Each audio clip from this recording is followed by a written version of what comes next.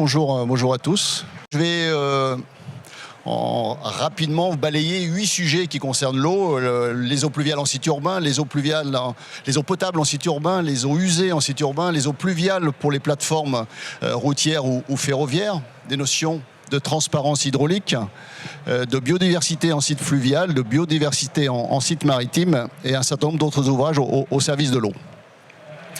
Alors l'eau est essentielle à la vie, c'est un élément majeur de notre patrimoine. Il faut la valoriser pour l'homme, la nature et la biodiversité. Alors en France, on n'a pas de souci d'eau, de la quantité, il y en a suffisamment. Le problème, c'est la qualité. Et si aujourd'hui, on ne traitait pas l'eau comme il fallait, on aurait des problèmes pour les réserves, pour les générations futures. Donc il est indispensable aujourd'hui de maîtriser l'utilisation et la restituer après usage dans le milieu naturel en l'ayant correctement épuré. Tout un tas de sujets qui concernent aujourd'hui les collectivités territoriales, la préservation, le souci d'économie de la ressource en eau, la maîtrise du risque d'inondation, on a entendu parler il y a une quinzaine de jours, la sécurisation et l'alimentation en eau potable, le respect du cycle naturel de l'eau, la protection des milieux naturels et des milieux aquatiques. Tout ça, c'est des enjeux importants aujourd'hui pour toutes les collectivités. Un petit schéma pour illustrer le cycle de l'eau en site urbain. L'eau potable, on prélève de l'eau soit dans les rivières, soit dans les eaux souterraines, elle est captée, ensuite elle est traitée et potabilisée dans les usines de traitement et ensuite elle est utilisée chez vous, après être passée par des réservoirs d'eau potable, châteaux d'eau ou réservoirs enterrés. L'eau usée, elle est issue de chez vous ou de sites industriels et cette eau, il est indispensable de la collecter, de la transporter vers une station d'épuration où ensuite elle va être traitée. Et puis les eaux pluviales, grosse problématique aujourd'hui, cette eau pluviale, il faut aussi la collecter, la transporter, la stocker provisoirement. Alors premier sujet, l'eau pluviale en site urbain. Un constat, vous êtes tous conscients de ce problème, urbanisation croissante, densification des villes, on en entend parler régulièrement. On est actuellement plus de la moitié à vivre dans les villes. Gros souci, c'est l'imperméabilisation croissante des sols en site urbanisé, la réduction des espaces naturels et donc de la présence de la nature en ville, l'intensification des événements pluvieux liés au réchauffement climatique, la perturbation du cycle de l'eau. Tout ça, ça génère un certain nombre de problèmes, dont l'augmentation du volume d'eau de ruissellement, la fréquence des inondations en zone urbanisée et des risques de pollution. Alors, l'eau pluviale, quel est le problème de l'eau pluviale? L'eau pluviale, le problème, c'est que lorsqu'elle circule sur le sol, elle lessive les voiries, les surfaces imperméabilisées. Elle se charge au contact de l'air et du sol de matières solides, d'hydrocarbures, de métaux lourds, etc. Et ensuite, s'il y en a de trop grande quantité, elles vont saturer le réseau d'assainissement. Elles ne vont plus alimenter les nappes phréatiques comme il faut. Elles sont donc source d'inondations. Et puis, leur rejet, lorsqu'il est mal maîtrisé, va dégrader les milieux aquatiques. Alors, juste une petite précision, on fait souvent la confusion entre eau de pluie et eau pluviale. Une définition, l'eau de pluie devient eau pluviale dès qu'elle a touché le sol, surface naturelle ou construite, et qu'elle ruisselle. Dès qu'elle commence à toucher le sol et circuler sur le sol, elle devient pluviale et elle se charge d'impuretés. Alors rapidement, les principes de la gestion des eaux pluviales. Aujourd'hui, il y a nécessité d'avoir une stratégie globale et intégrée de la place de l'eau dans la ville, avec 2 principes. On en était avant au principe de le tout tuyau, on mettait directement l'eau dans les tuyaux de manière à l'envoyer le plus loin possible dans la ville. Maintenant, le principe, c'est gérer la pluie où elle tombe, la goutte à son point de chute, de gérer cette eau et l'utiliser le plus près possible de son point de chute. Et ensuite, le deuxième principe, c'est réduire les volumes et les débits rejetés au réseau d'assainissement. Je vais rapidement sur ce slide, je vais illustrer tout ça. Pour les collectivités locales, aujourd'hui, de multiples défis à relever qui résultent du constat qu'on vient de faire tout à l'heure. La maîtrise de l'imperméabilisation des sols et le ruissellement des eaux pluviales. La nécessité de réduire les volumes et les débits rejetés au réseau d'assainissement. Et là, on verra tout à l'heure qu'on a une solution qui s'appelle les structures réservoirs. Faciliter l'imperméabilisation, l'infiltration naturelle. Et là, on a des solutions qu'on appelle les revêtements perméables. Favoriser la rétention locale de l'eau. C'est un système qu'on appelle de gestion à la parcelle. Maîtriser les risques d'inondation pour sécuriser les biens et les personnes, préserver les milieux aquatiques et leur potentiel biologique, favoriser le végétal dans le cycle de l'eau, préserver la ressource en eau et sa qualité, prévenir les pollutions, remettre les milieux aquatiques dans le bon état écologique, c'est le Grenelle environnement qui nous impose cette chose-là, et puis bien sûr tout ça, valoriser l'eau en ville pour le développement du bien-être urbain.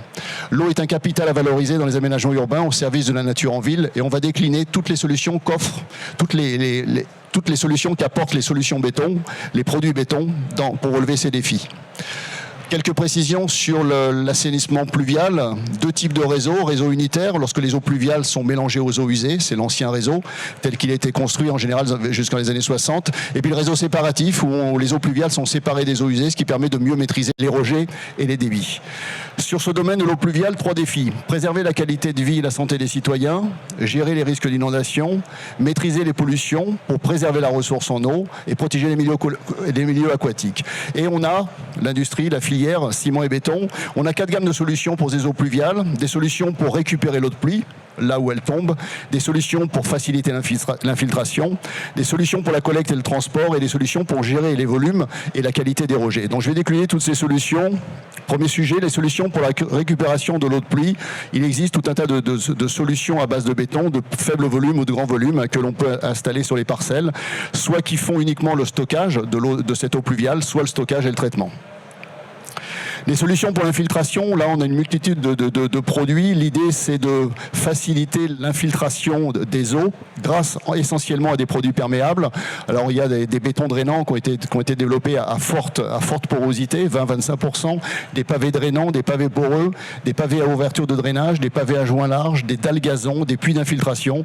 Et toutes ces solutions, à partir du moment où elles sont intégrées dans l'aménagement urbain, vont favoriser la biodiversité ou préserver la biodiversité et participer à la création de continuité écologique. On verra ce sujet vers la fin de l'exposé. Alors voilà des exemples. À gauche, vous avez du béton drainant, porosité 20-25%, et vous avez un certain nombre de solutions de pavés préfabriqués en béton, soit à joint large, soit poreux. Sur la partie droite, vous avez une dalle gazon, par exemple. Voilà ce que pourrait donner un aménagement équipé de dalles gazon qui permet à la parcelle une infiltration facile de l'eau directement pour alimenter la nappe phréatique. Autre solution, les puits d'infiltration qui sont réalisés en assemblant des éléments préfabriqués. Voilà des aménagements réalisés en produits préfabriqués, soit des pavés, soit des dalles. Nos produits pour la collecte, c'est eau pluviale qu'il faut collecter. Et là, on a toute une panoplie de produits préfabriqués en béton qui vont permettre de collecter l'eau, donc des caniveaux hydrauliques, des caniveaux de fossés, des descentes de talus, des caniveaux à grille, des bordures, des bouches à valoir, des têtes de pont, des têtes d'aqueduc, des regards de visite, une panoplie d'éléments qui sont en surface et qui vont collecter ces eaux pluviales. Pour le transport, globalement, le transport des eaux pluviales se fait par gravité, essentiellement dans des canalisations, lorsqu'elles sont de gros diamètres, essentiellement en béton, essentiellement aussi de sections circulaires, parfois de sections rectangulaires ou ovoïdes. Et donc voilà les tuyaux qui peuvent être en béton armé, béton fibré, béton à haute performance. Et puis lorsqu'on a des grandes collecteurs à faire, il se fait assez classiquement dans les grands centres urbains, des collecteurs en voussoirs préfabriqués. On a des voussoirs préfabriqués en béton qui sont assemblés au fur et à mesure de l'avancement d'un tunnelier et qui permet de stocker ou de collecter ou transporter des grandes quantités d'eau. Pour lutter contre les pollutions de ces eaux pluviales, plusieurs solutions existent, essentiellement en produits préfabriqués, des séparateurs d'eau boue liquide léger, des dégrilleurs, des débourbeurs, des décompteurs, des dessableurs. Je vais rapidement là-dessus. Et puis pour stocker les eaux pluviales, on a une multitude de solutions. L'idée, c'est stocker les eaux pluviales pour gérer et maîtriser les flux d'eau pluviale, déphaser les coulements. À partir du moment où on stocke l'eau pluviale, ça permet ensuite d'envoyer l'eau à débit régulé dans le réseau d'assainissement et donc pas perturber le réseau d'assainissement et surtout ne pas perturber les stations d'épuration qui sont en aval. Réguler les débits, retenir les eaux et lutter surtout contre les inondations. On s'aperçoit dans les endroits où des ouvrages de stockage d'eau pluviale ont été réalisés, le problème d'inondation a été réglé. Alors, multitude de solutions, des petites, des grandes réserves d'eau, des cuves, des déversoirs d'orage, des structures réservoirs, on en verra un petit peu dans le détail tout à l'heure, des bassins d'orage à l'air libre, semi-enterrés ou enterrés, des bassins tampons, des bassins de retenue et de rétention, des canalisations ou des tunnels de stockage. Donc une multitude de solutions, soit à base de produits préfabriqués en béton, de petits volumes, soit de grands ouvrages réalisés là essentiellement à partir de parois moulées en béton coulé en place. Vous avez des grands réservoirs qui équipent des centres urbains qui peuvent recevoir des dizaines de milliers de mètres cubes d'eau et donc récupérer ou stocker l'eau en cas d'orage violent. Voilà un autre ouvrage vue aérienne. Et puis sur la droite, c'est un projet qui a été fait à Montpellier où là le stockage de l'eau se fait dans des éléments préfabriqués en béton de section rectangulaire. Ici, c'est un grand projet qui a été fait à Lille. Vous voyez, les poteaux vont permettre de retenir la structure en béton qui est dessus. Et c'est un réservoir qui est complètement enterré à 30-40 mètres de profondeur et qui avait ensuite végétalisé et donc qui est complètement transparent vis-à-vis de l'aménagement urbain en site urbain. Donc là aussi, une vue aérienne de ce chantier. Donc vous voyez, entre les petits ouvrages qui peuvent être préfabriqués ou les très grands ouvrages en couleur en place, il y a une multitude d'offres possibles. Dans ce marché des eaux pluviales, il se construit de plus en plus aussi d'ouvrages et l'idée maintenant dans la conception de ces ouvrages, c'est les faire en parfaite adéquation avec l'ensemble des autres ouvrages de l'aménagement urbain. Donc il est possible par exemple de créer des espaces verts multifonctionnels, des parcs, des terrains de sport, des espaces récréatifs avec des matériaux perméables ou des espaces que l'on accepte d'être inondés en cas d'orage et qui ensuite, quand l'orage est passé, reprennent leur usage classique. On peut intégrer des techniques alternatives dans les nouveaux aménagements ou dans des aménagements anciens et c'est la notion de structure réservoir. Et de plus en plus, les architectes font de ce qu'on appelle maintenant des toitures terrasses. Et on verra tout à l'heure aussi que les toitures terrasses peuvent être stockantes et donc un intérêt pour participer à la gestion des eaux pluviales. L'eau devient un outil de conception de l'espace urbain. C'est plus un danger comme on le concevait avant. C'est un outil de l'espace urbain. Les toitures végétalisées, il s'en fait beaucoup, elles ont plein d'avantages, mais elles ont un avantage supplémentaire si on accepte si on les conçoit pour stocker l'eau. Il suffit en partie inférieure de pouvoir stocker l'eau. Et donc on a des ouvrages qui vont participer à la gestion des eaux pluviales et qui en plus apportent tous leurs avantages en termes de qualité de l'air, amélioration de la qualité de l'air, les températures au niveau des îlots de chaleur en site urbain en période chaude.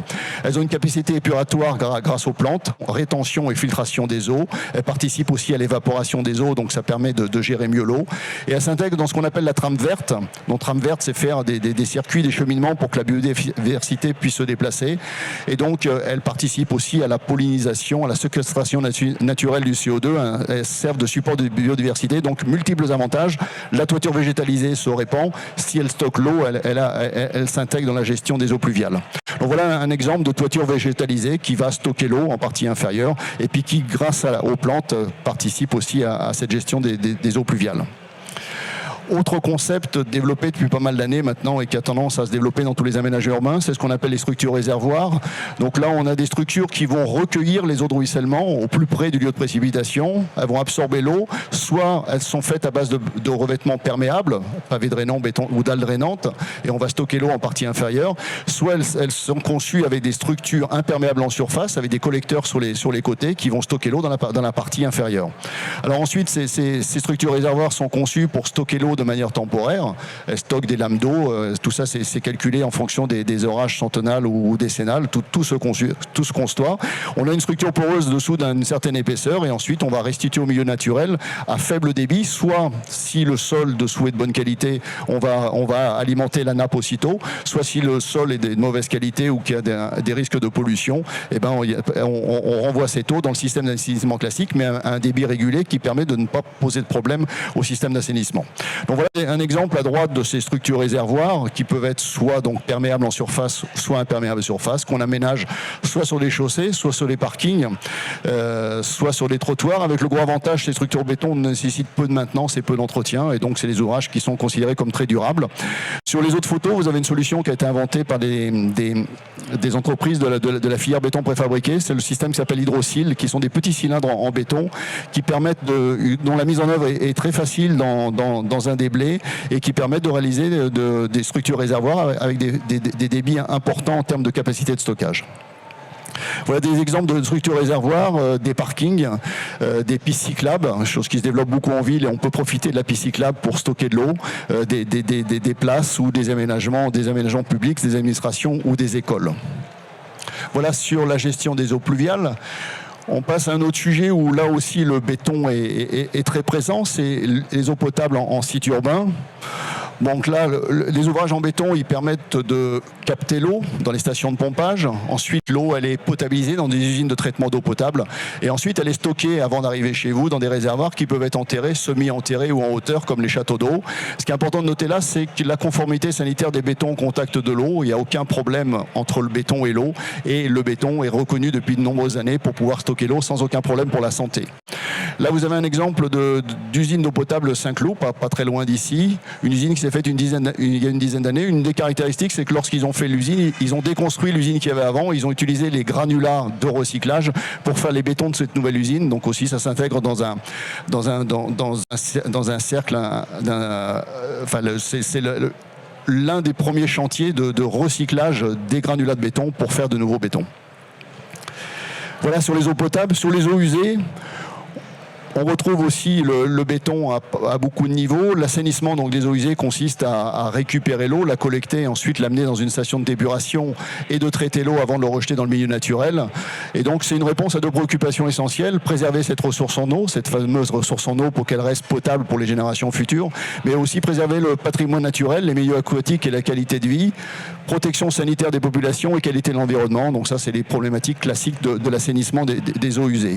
En termes d'assainissement, il y a deux systèmes. L'assainissement collectif, c'est ce qui est le plus répandu en France. 80% des eaux usées sont collectées par un réseau d'assainissement collectif. On collecte l'eau et on l'amène en général par gravité dans une station de traitement des eaux usées. Système d'assainissement collectif, c'est lorsqu'on a un habitat dispersé où l'investissement de faire un assainissement collectif serait trop cher. Et donc là, on a des habitats dispersés ou un ensemble d'habitations et on installe des systèmes d'assainissement non collectif. Ça touche 10% de la population, environ 5 à 10 millions d'installations en France. Et là, l'industrie de la préfabrication a de multiples solutions de petits éléments ou de gros éléments qui permettent de gérer cet assainissement non collectif.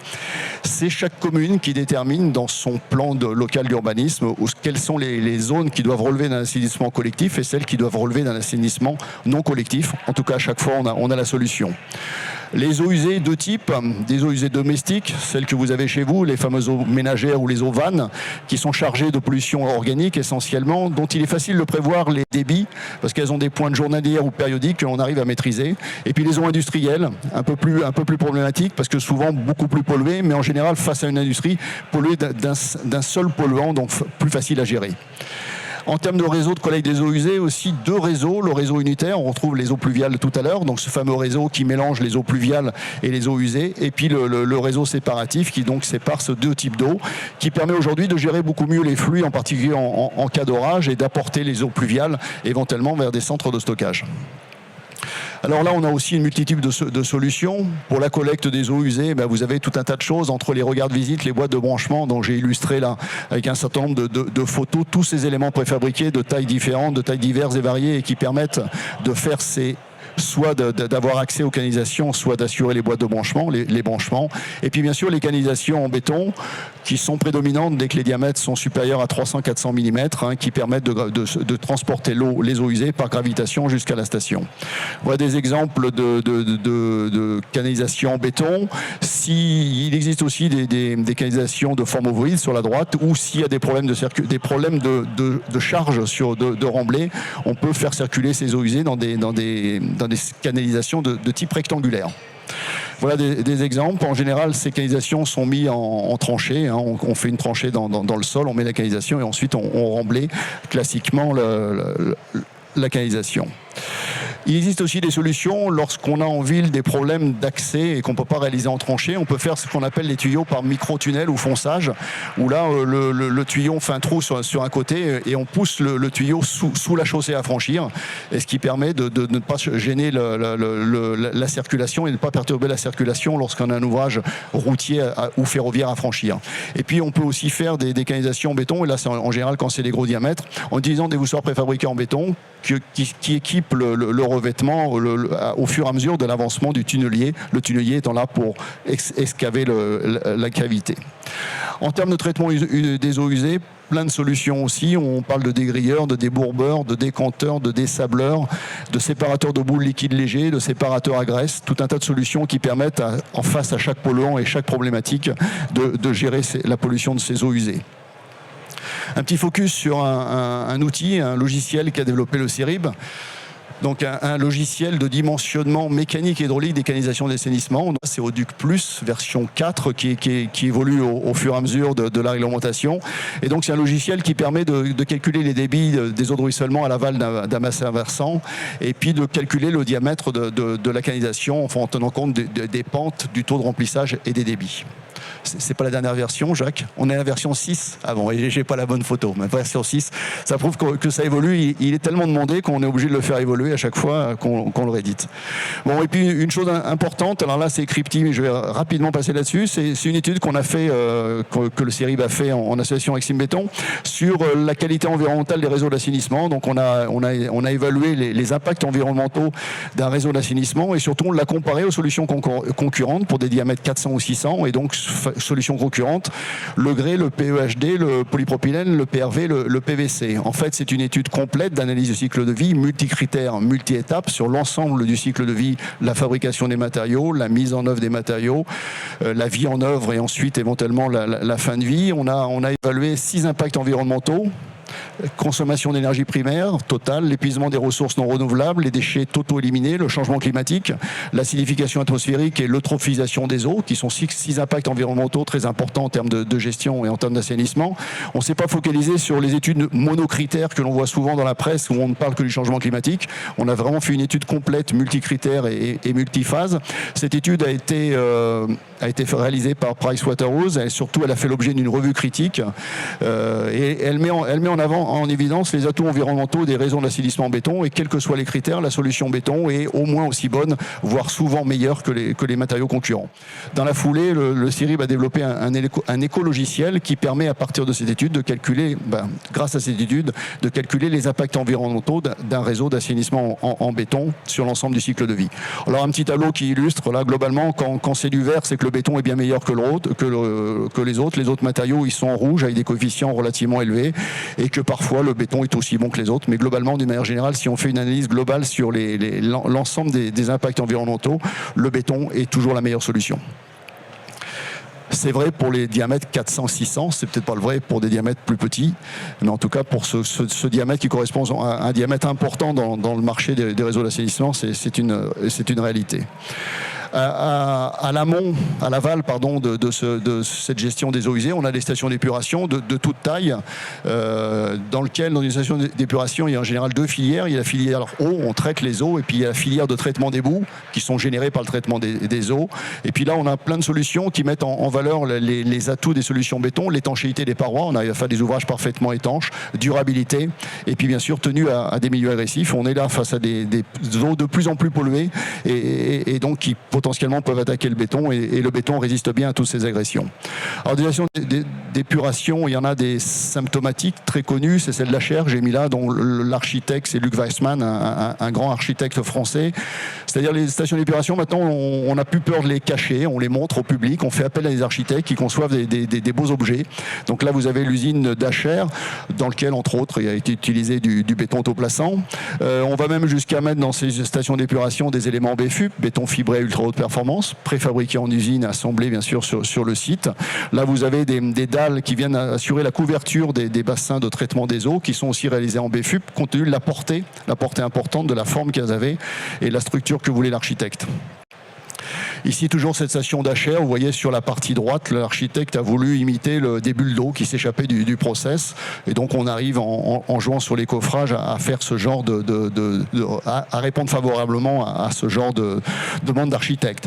Une autre station intéressante, on est en Corse ici, c'est une station qui est conçue au bord de la mer, dans un site très particulier. Et donc, la solution béton a été retenue avec une station d'épuration qui évacue en mer, grâce à un hémisphère en mer, les eaux traitées. Une station importante qui est en cours de finalisation, on est à Saint-Cyr, c'est le syndicat gestion des eaux de la zone de Versailles. Et là on a une station d'épuration aussi, l'architecte c'est Luc Weissmann, qui est avec beaucoup de contraintes, la station existait déjà, il a fallu l'agrandir pour répondre aux besoins d'augmentation de la population, mais surtout cette station, elle est au fond, là vous avez le château de Versailles, et il fallait qu'aucun touriste n'ait dans son champ visuel la station d'épuration, et donc elle a été enterrée quasiment dans le sol, et elle ne dépasse pas du tout, et elle est dans un contexte environnemental très très délicat. Donc cette station est quasiment en cours de finalisation, c'est peut-être l'un des chantiers les plus techniques qui a été réalisé ces dernières années en termes de station d'épuration. Voilà, on va quitter la ville. Et puis on va passer au domaine des plateformes routières, autoroutières ou ferroviaires, où là aussi le béton est très présent. Voilà, l'idée lorsqu'on fait une infrastructure routière, autoroutière et ferroviaire, avant on ne se posait pas le problème, maintenant l'idée c'est de maintenir la continuité des écoulements naturels. Il faut que toute l'eau qui arrive d'un côté amont puisse traverser l'infrastructure routière sans générer d'inondations. C'est ce qu'on appelle la transparence hydraulique. Cet ouvrage doit être complètement transparent de manière hydraulique vis-à-vis de toutes les eaux amont vers l'aval. Ensuite, on doit collecter sur l'ensemble de la plateforme et évacuer l'ensemble des eaux superficielles qui vont arriver sur la plateforme et qui peuvent être polluées. Donc on doit les collecter, les transporter et les traiter éventuellement. Et puis sur cette plateforme, qu'elle soit ferroviaire, autoroutière ou routière, il peut y avoir des pollutions chroniques ou accidentelles. Chroniques, c'est tous les déchets de la circulation des automobiles, ou accidentelles, si un camion a un accident sur la plateforme. Et toute cette eau, toutes ces pollutions en général liquides, il va falloir la collecter, la stocker et puis la traiter. Donc là, on a une multitude de solutions possibles. L'idée de ce concept, c'est que la moindre goutte d'eau ou de pollution qui tombe sur la plateforme doit être prise en charge, collectée, stockée et traitée avant d'être rejetée dans le milieu naturel. Et toute goutte d'eau du bassin versant amont doit continuer de franchir la plateforme sans encombre. Deux principes de base qui se traduit ou qui sont mis en œuvre avec des solutions béton. Les tuyaux d'assainissement, on retrouve toujours ces tuyaux, des canalisations soit de gros diamètre, de petit diamètre, ou éventuellement lorsque c'est une structure existante, on peut passer par fourçage. Vous avez des regards ici que j'ai mis en des photos de regards de très grande dimension, parce qu'en général on a des grandes quantités d'eau à gérer. Et puis pour assurer cette transparence hydraulique, de plus en plus, et ça sur les projets autoroutiers ou ferroviaires, il y en a de plus en plus. C'était avant quasiment tous les 2 km, puis tous les kilomètres, puis maintenant sur le projet par exemple contournement de Montpellier, il y a un ouvrage de ce type tous les 400 mètres. Alors c'est des ouvrages divers et variés, il faut que l'eau passe, elle est en amont, il faut qu'elle passe en aval, il ne faut pas inonder la plateforme.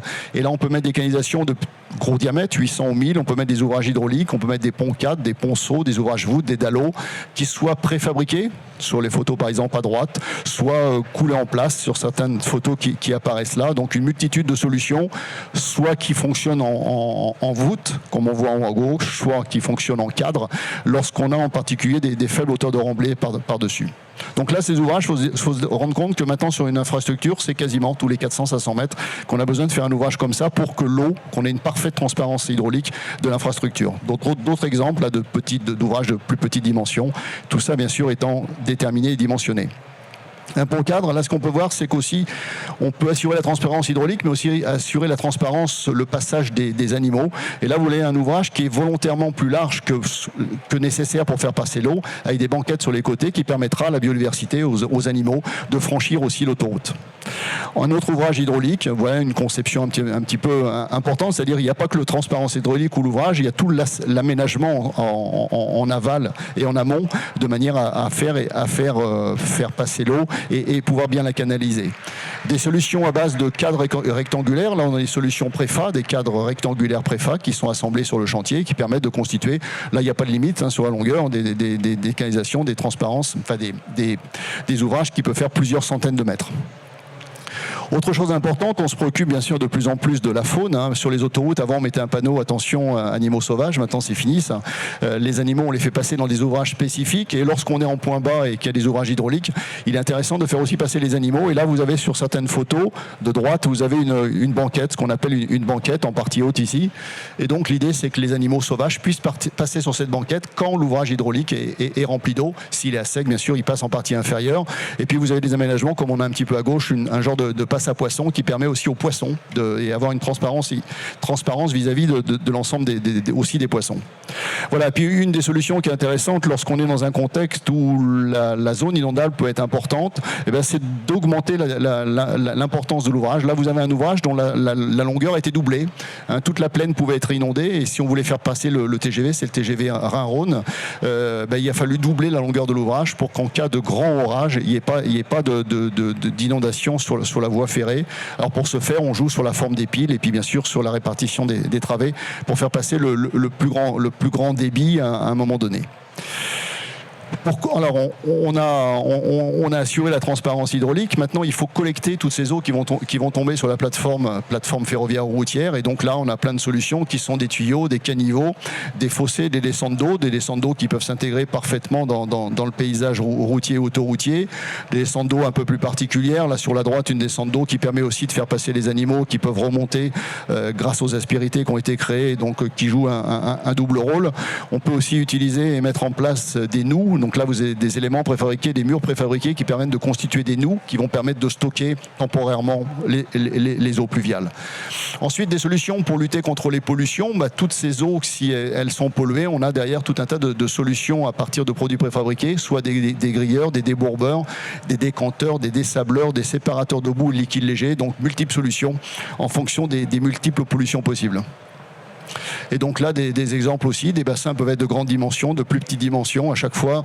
Très souvent, ces produits sont faits sur mesure, ce n'est pas des ouvrages standards, ce n'est pas des éléments standards, ils sont faits sur mesure en fonction des contraintes locales, en fonction des contraintes hydrauliques et des contraintes de dimensionnement et d'intégration de ces ouvrages aussi au sein de la plateforme.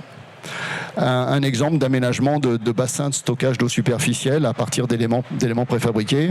Et puis ici aussi des aménagements de ce qu'on appelle les bassins d'orage ou de dépollution sur des plateformes routières. Voilà, on a réglé le problème des eaux pluviales lors des plateformes routières et autoroutières. Je vais vous proposer quelques solutions un peu moins connues qui associent l'eau et la biodiversité. Donc la première chose, c'est la biodiversité en site fluvial. L'idée, c'est que maintenant, la continuité écologique d'un cours d'eau doit être assurée pour assurer la libre circulation des poissons, de manière à assurer le bon fonctionnement de ce qu'on appelle les réservoirs biologiques. Et puis la loi Grenelle 1, dans son article 29, a fixé un certain nombre d'objectifs ambitieux en termes de rétablissement des continuités écologiques. Et donc, de plus en plus, on voit de ce genre de solutions qui sont mises en œuvre, que l'on appelle des passes à poissons, et qui permettent de restaurer cette fameuse continuité écologique, qui permettent aux poissons de tout type, des poissons migrateurs éventuellement qui ont besoin pour aller se reproduire de repartir en amont de la rivière, de passer. Alors ces passes à poissons, elles sont calculées, dimensionnées pour que chaque type de poisson puisse passer l'obstacle, franchir l'obstacle, qui peut être de plusieurs mètres de hauteur, dans les meilleures conditions, sans trop se fatiguer et puisse réussir à tous les coups, dans un sens quand il monte et puis quand il redescend, bien sûr dans l'autre sens. Donc là, vous avez un aménagement en béton coulé en place, ce sont des plots en béton.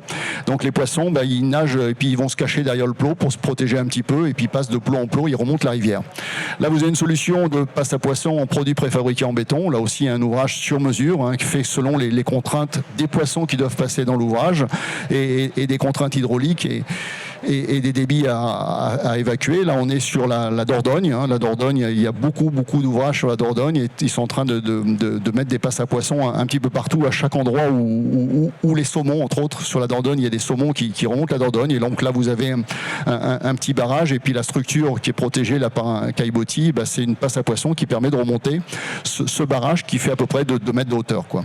Donc en général, c'est fait à base de compartiments. Vous voyez sur la photo de droite où les poissons, ils nagent un peu à contre-débit, puis ils vont se protéger derrière le bloc en béton. Sur la partie gauche, vous avez un béton désactivé. Là, le principe, c'est pour faire passer les anguilles. Les anguilles nagent mal, ou ont beaucoup de mal à nager, mais elles rampent. Et donc, le béton est fait en béton désactivé. On fait apparaître les granulats, ce qui permet aux anguilles de s'accrocher et de remonter à contre-courant.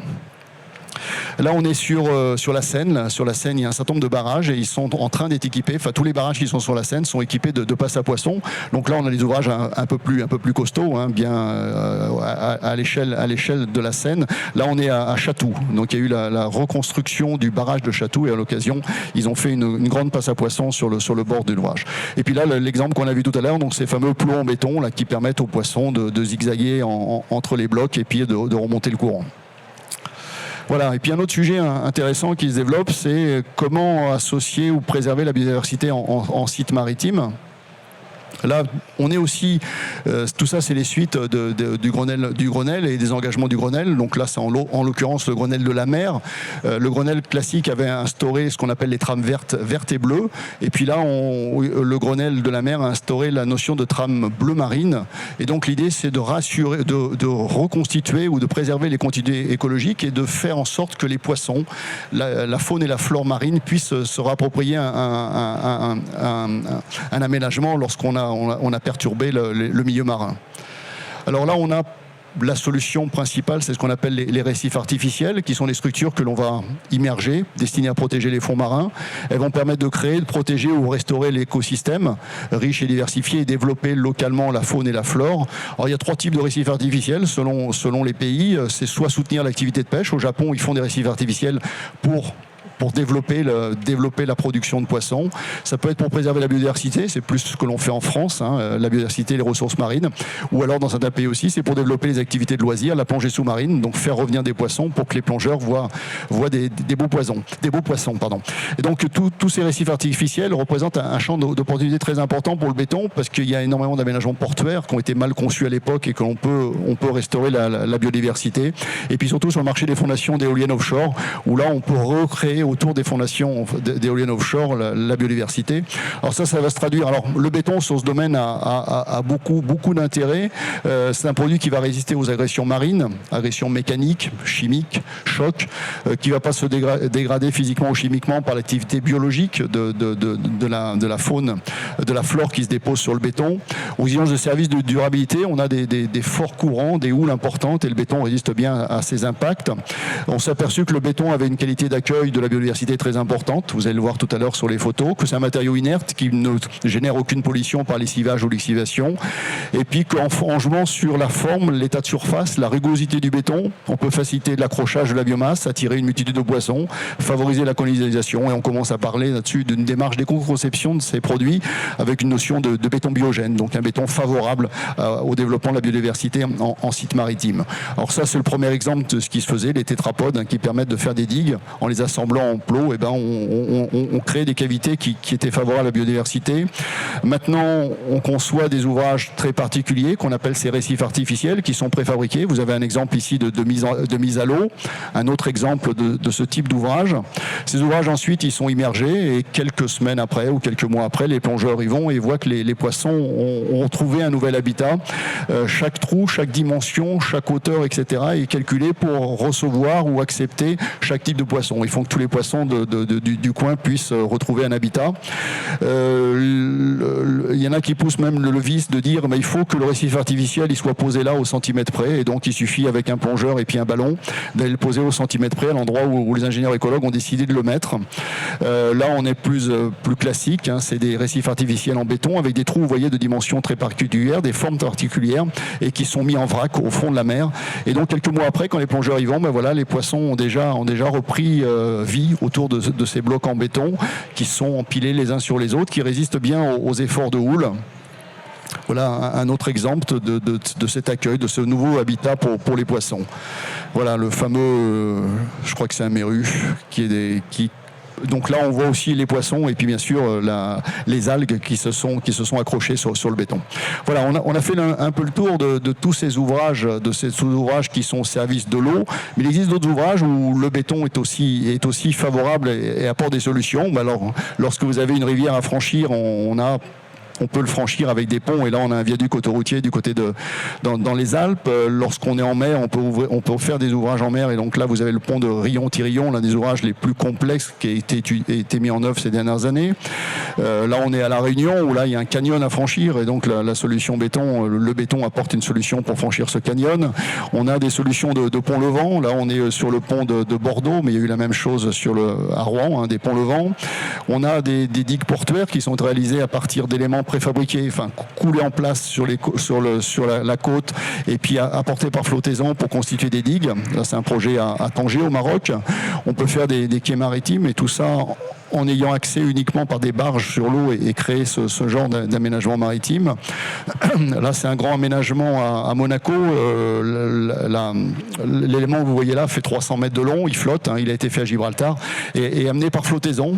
C'est une grande barge qui fait 300 mètres de long, 40 mètres de haut, 40 mètres de large, une boîte dans laquelle on peut mettre la tour Eiffel, qui a été faite à Gibraltar et qui a remonté toute la Méditerranée jusqu'à Monaco, où elle est accrochée au port, et elle est là en flottaison. À l'intérieur, vous avez un parking voiture de 4 étages et un parking bateau. Et puis en béton, on peut faire aussi des ouvrages hydroélectriques. On en fait un peu moins maintenant en France, mais l'hydroélectricité est quand même une énergie parfaitement renouvelable, sûrement la plus propre qui existe. Là, c'est le dernier projet qui a été fait, c'est en Corse, à Risanez. Et puis aussi, le béton est utile pour faire des barrages. Donc c'est le fameux barrage de Chatou dont je vous parlais tout à l'heure. Là aussi, on fait appel maintenant à des architectes. Le barrage n'est plus quelque chose que l'on cache. On fait appel à des architectes, puis on fait appel à des éclairagistes pour que les gens ils aillent voir les ouvrages la nuit. Donc l'ouvrage, il est beau à voir de jour ou de nuit. Et puis là, je crois que c'est le dernier projet que je vous montre. On est au Mont-Saint-Michel. Mont-Saint-Michel qui va devenir une île. Et pour faire ça, on a fait un système de chasse d'eau un peu particulier. Donc un barrage qui retient la marée montante 2 fois par jour. Et lorsqu'on ouvre les vannes, ça va permettre tous les sédiments que vous voyez derrière, en 25 ans de disparaître. Et dans 25 ans, le Mont-Saint-Michel sera une île. Voilà, le béton face à l'eau est présent partout dans le cycle de l'eau. Pour 4 éléments majeurs: sa résistance mécanique, sa durabilité, ses vertus bactériologiques et puis la stabilité de sa structure minérale. On le trouve en amont, en aval, partout pour stocker l'eau, pour traiter l'eau, pour la transporter, pour la collecter, etc. Donc l'eau est une substance essentielle à la survie, au développement de l'humanité. C'est devenu maintenant une ressource à valoriser, un élément de mise en valeur du potentiel écologique de l'espace et du paysage urbain au service de l'environnement. Le respect du cycle naturel de l'eau, la gestion, la maîtrise des eaux pluviales, la préservation du bon état écologique, des nappes d'eau, etc. sont devenus une priorité pour l'ensemble de la population et l'ensemble des collectivités territoriales. Les nouveaux espaces, et ça c'est nouveau, les nouveaux espaces, on aménage maintenant les espaces avec l'eau. L'eau est un outil d'aménagement de l'espace qui vont produire des nouvelles aménités et offrir de nouveaux usages qui deviennent des supports de nature et de biodiversité. L'eau devient visible, récréative et contribue à limiter les phénomènes d'îlots de chaleur urbains en particulier. Et donc voilà, j'ai essayé en 160 photos. Alors, il y a un congrès qui a lieu demain à Toulouse, c'est le colloque Le Pont, et tous les ans je fais le tour du monde en 80 ponts, 80 barrages, en 80. Alors là j'ai fait 2 fois le tour du monde. Vous avez vu 160 photos d'ouvrages en béton. J'ai compté tout à l'heure 160 photos. Et donc pour essayer de vous convaincre que le béton offre de multiples solutions constructives, adaptées et durables pour satisfaire l'exigence de tous les projets et respecter bien sûr l'eau tout au long de son cycle de vie et surtout aussi la biodiversité. Voilà, je vous remercie de votre écoute.